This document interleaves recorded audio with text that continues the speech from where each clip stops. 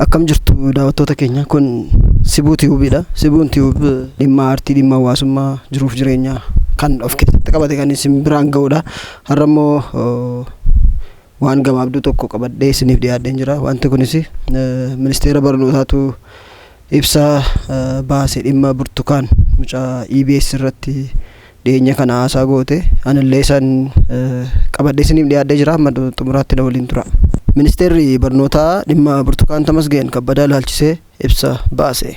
Ibsi kunis hariiroo Burtukaan Tamasgeen Kabbadaa dhaabbilee barnootaa olaanoo waliin qabdu irratti kennuuf akka barbaachisudha kan baase. Burtukaan Kabbadaa bara 2012 barattuu kutaa 12ffaa kan turte ta'us yerichi qormaatni biyyaalessaa kutaa 12ffaa sababa weerara vaayirasii koronaa gurraandhala 29 haga bitootessa 2013tti akka kennamu taasifamuun yaadachiisa ibsichi.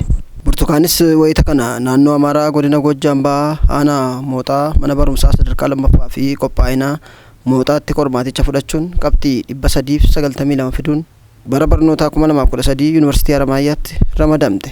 Haa ta'u malee gara yuunivarsiitii ramadamteetti akka hin deemnee fi hin galmoofne kan ibsu ministeerri barnootaa gara magaalaa Hawaasaatti imaluun sagantaa barnootaa eksteenshiiniin yuunivarsiitii Hawaasaatti digirii jalqabaan akkaawuntiingii fi faayinaansiitti galmooftee barnoota ishee hordofaa akka turtee fi barnoota ishees osoo hin xumuriin addaan kutuu ishee ragaan yuunivarsiitichaa argame kan mul'isudha jedha ministeerri barnootaa.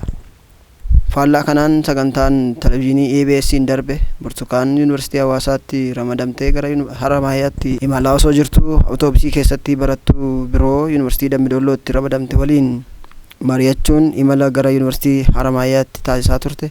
Haqoon yuunivarsiitii Dambidolloo deemee galmaa'eera jechuun ishee dhugaarraa kan fagaatee fi hojimaata ala ta'uu akkasumas gara yuunivarsiitii kan hin deemnee fi galmee hin taasifne ta'uu ragaan yuunivarsiitichirraa argame akka ibsu eereera. Dabalataanis galmeen barattoota haaraa kamiyyuu kan gaggeeffamu ministeera barnootaan qofa ta'uu fi sadarkaa yuunivarsiitiitti kan hin eeyyamamne ta'us beekseera ministeerri barnootaa Itoophiyaa. Haa ta'u malee odeeffannoon miidiyaalee hawaasaan tamsa'aa jiran dhugaa dhaabbilee barnootaa olaanoo bira jiru ala ta'uu eeree. Odeeffannoo sobaa kanneen bu'uura godhachuun yuunivarsiitiiwwan tokko tokko keessatti yaaliin adeemsa baruu fi barsiisuu gufachiisuu taasifamus ibseera. Dhaabbileen barnoota olaanoon hojiilee qorannoo fi qo'annoo akkasumas tajaajila hawaasummaa kan hojjetan dhaabbilee dhugaa fi haqaan qorannoo fi qo'annoon durfaman dhaabbilee idil addunyaa ta'uu ibseera. EBS akkuma miidiyaalee biroo dhimmicha osoo hin tamsaasin dura dhimmicha qulqulleeffachuu otoo qabu kallattiin qilleensarra oolchuun uummata dogoggorsuu qofa osoo hin taane yuunivarsiitiiwwan maqaa balleessuun miidhaa guddaa qaqqabsiisuun itti gaafatamummaa fudhachuu akka qabu hubachiiseera.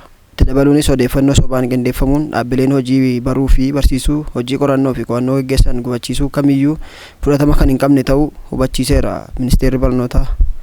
Shirichi itti yaadamee raawwatamuu fi qaamolee gocha keessatti hirmaatan irratti tarkaanfiin bulchiinsaa darbees miidhaa qabeenyaa fi namarraa qaqqabuuf tarkaanfii seeraa kan fudhatu ta'uu ministeerri barnootaa Itoophiyaa beeksiseera.